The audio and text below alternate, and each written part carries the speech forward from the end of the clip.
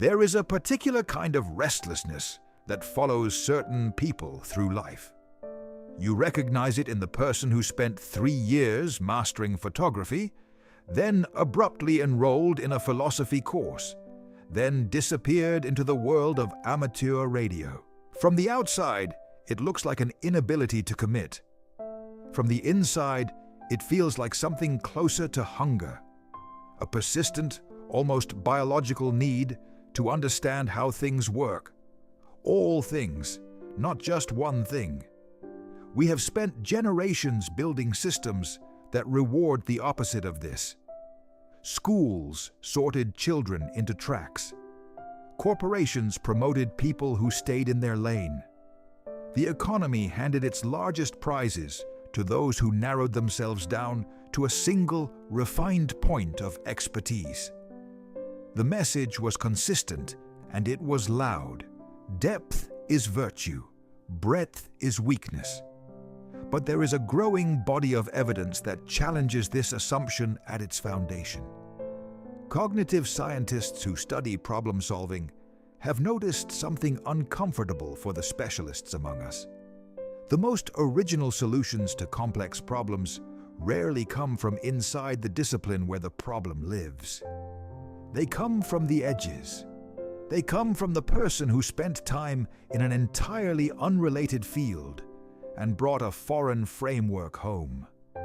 This is not an accident of personality. It is a feature of how the human brain builds new understanding. When you learn something deeply in one domain and then genuinely immerse yourself in another, your nervous system begins constructing bridges between them that no deliberate curriculum could have designed. A structural engineer who spent years studying musical composition does not simply know two things. She knows something that exists between them, a language for pattern, tension, and resolution that transforms how she thinks about load-bearing systems. That emergent third knowledge is the thing that specialization cannot manufacture. Psychologists who study expertise have drawn a distinction between two types of environments.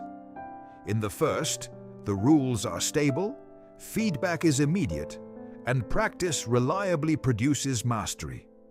Chess is this kind of environment. Surgery, in many respects, is this kind of environment. In the second type, the rules shift constantly. The feedback is delayed or misleading, and yesterday's best strategy becomes tomorrow's liability. Most of modern professional life now belongs to this second category. The specialist is extraordinarily powerful in the first environment and dangerously fragile in the second. Because their entire cognitive identity is constructed around one set of tools and one set of problems, the moment those problems change shape, they have nothing to reach for. The person who was never permitted to wander has no map for unfamiliar territory. The wanderer, by contrast, has been building a different kind of competence all along. Not the competence of a single deep well, but the competence of someone who knows how to find water in new terrain. They have practiced beginning. They have practiced the discomfort of being a novice. They have practiced the cognitive flexibility required to transfer understanding across contexts that seem, on the surface, to have nothing in common. This is not the same as never going deep. The most effective version of this kind of mind is not someone who skims every surface without ever diving. It is someone who dives repeatedly in different places and has learned to read what lies beneath each surface they enter.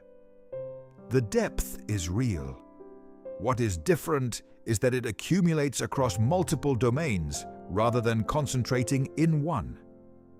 The difficulty, and this is where many people with this kind of mind become stuck, is that the architecture of a multi-domain life cannot be built all at once.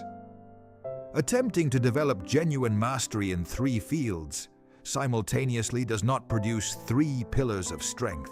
It produces three areas of exhaustion. The nervous system has limits. Attention has limits.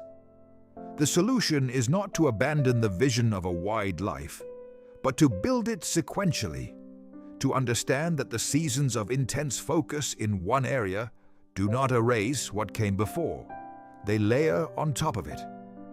A person who spent 5 years deeply inside music theory and then moved into software development has not abandoned one life and started another.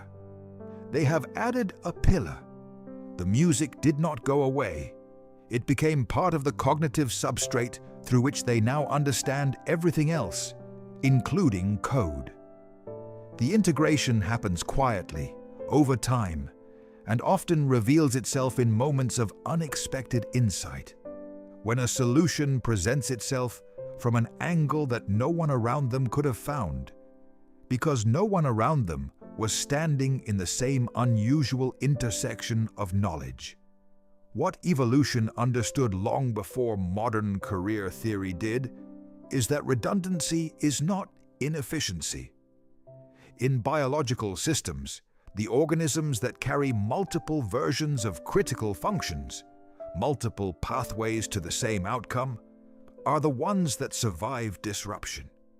The ones that streamlined, that optimized for a single elegant solution, are the ones that collapse when conditions change. The person with 10 half-developed interests is not wasting their life. They are, in the language of systems biology, increasing their fault tolerance. They are ensuring that no single shift in the external environment can eliminate their capacity to be useful, to adapt, to create value. This is not a romantic justification for scattered attention. It is a structural description of a genuinely resilient mind. The shame that accompanies this kind of life is real, and it is not trivial. It is produced by a cultural script that was written for a different era, and it has been deeply internalized by people who were told, repeatedly and with great confidence, that their curiosity was a problem to be solved rather than a capacity to be developed. But the world those rules were written for is dissolving. The economy of the next several decades will not reward the person who can do one thing better than any machine. It will reward the person who can stand at the intersection of multiple domains, see the connections that no algorithm was trained to find, and build something that could only have come from that particular improbable combination of experience. You were not scattered.